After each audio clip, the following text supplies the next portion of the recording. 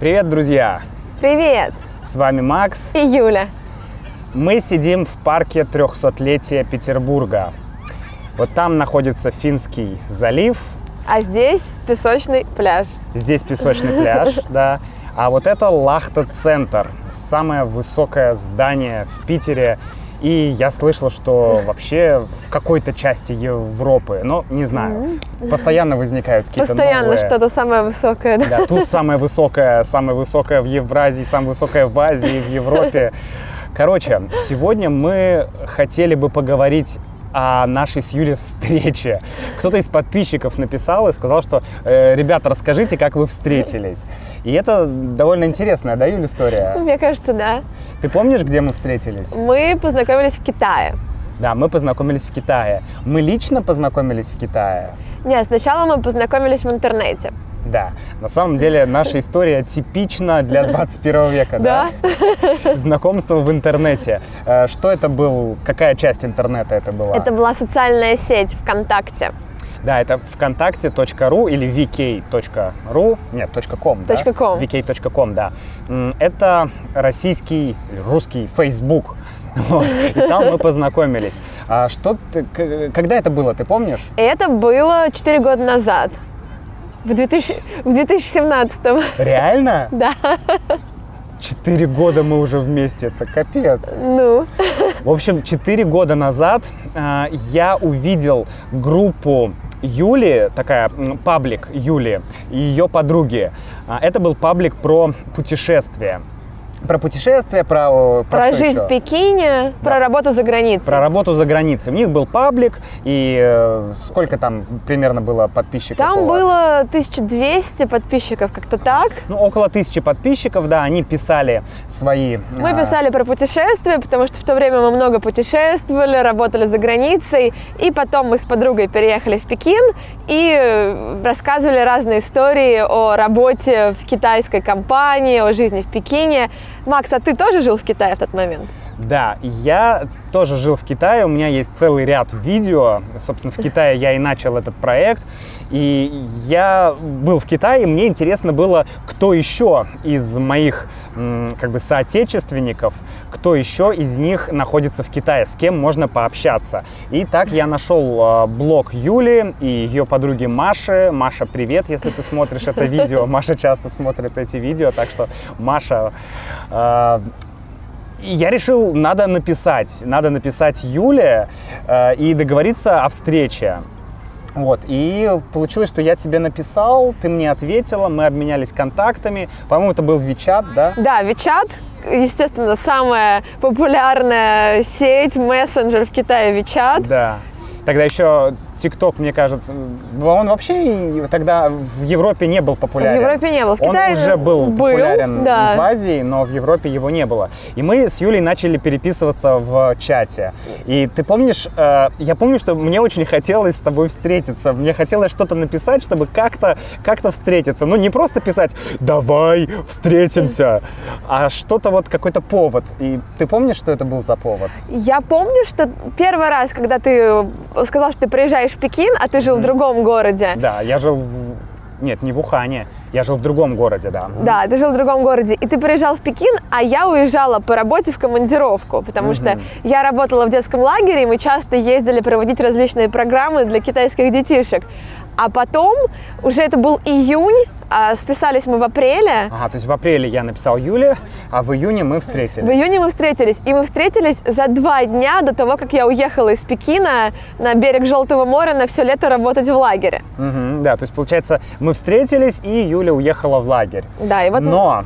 Мы, по-моему, 2 раза же встречались, да? 2 раза подряд, да. Да, 2 раза 2 дня подряд. 2 дня подряд. Да, и на второй день, да? Это было на второй день? Да, в первый день мы встретились и пошли в бар в Пекине, сидели, общались. А на второй Я день еще мы тогда подумал, вау, какая девчонка. катались на Прикольно. велосипедах до 3 ночи по Пекину. А на следующий день мне нужно было собирать вещи, потому что мы рано утром уезжали в лагерь. Но у меня был лонгборд, да, скейтборд. Скейтборд, да. Скейтборд. И я сказала Максу, что я могу отдать ему этот скейтборд, поэтому мы встретились еще раз, Да, чтобы мы я отдала встретились еще скейтборд. раз. Но расскажи, как произошла встреча в баре с Машей? Это потому что была такая судьбоносная встреча не просто с Юлей, а еще с ее подругой Машей, Маша, привет, которой мы обязаны на самом деле тому, что все закрутилось, все завертелось, да? Ну, отчасти. Да, так вот. Ну, на самом деле, мы когда встретились, мы долго-долго сидели, общались, но В баре. В баре, И да. бар назывался что-то связанное с пандой. Да, какая-то панда. Да, по-моему, какая-то панда. Я помню, там была Пьяная нарисована... панда, что-то Пьяная такое. панда, да, что-то такое. Да, он закрылся, кстати, этот бар. Вот, мы сидели в баре и долго-долго общались, а я на тот момент была руководителем международной команды вожатых, которые должны были в лагерь ко мне поехать работать. А моя подруга занимала ту же должность, но в другом лагере. И у меня незадолго до нашей встречи один из вожатых сказал, что не сможет приехать. И мне нужно было срочно найти человека, который через месяц приедет ко мне в лагерь работать, потому что не хватало людей. Да, то есть Юле нужен был работник, Юле нужен был человек. И когда я пришел на встречу в бар к Юле и к Маше, то мы сначала поговорили немного, и потом я помню, Маша, по-моему, Да, Маша в какой-то момент сказала: слушай, а давай проведем ему собеседование, он вроде ничего. И мы провели собеседование в баре. Она так сказала, он вроде ничего. Да. Да, Маша, палец в рот не клади. Это точно. Маша, мы тебя любим. Да, Маша, мы тебя любим. И, короче... И мы провели собеседование. Они провели собеседование и взяли меня на работу.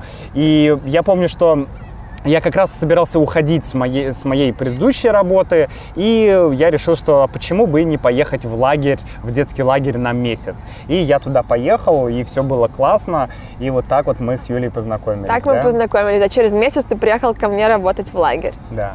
Юля, расскажи, а какие вообще есть опции у людей познакомиться? Давай так вот для информации просто расскажем, как люди знакомятся, в принципе. Ну, есть ощущение, что в 21 году 21 века все знакомятся в интернете.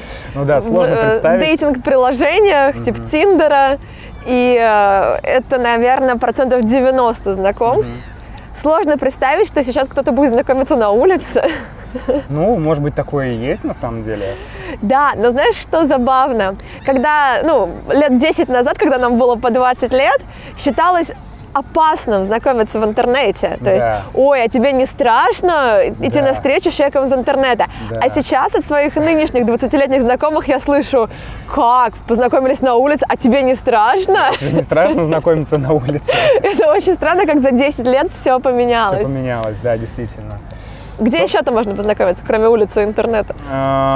Кроме улицы и интернета. Подожди, а какие еще есть вообще? Есть еще какие-то варианты? На работе. Ну, на работе, кстати, да, ладно, на работе, на улице, в интернете. Ну, можно тогда перечислять в ресторане. Ну, понятно, то есть где-то просто подойти. В каком-то помещении я бы все разделил на реально и виртуально. Боже мой, что это за прелесть? Что это за прелесть? Вот так можно еще знакомиться. Да, вот я познакомился с собакой. Ладно, друзья, на этом у нас все. До встречи в следующем ролике. Маша, спасибо тебе за нашу встречу и за знакомство. И всего доброго, друзья. Пока-пока.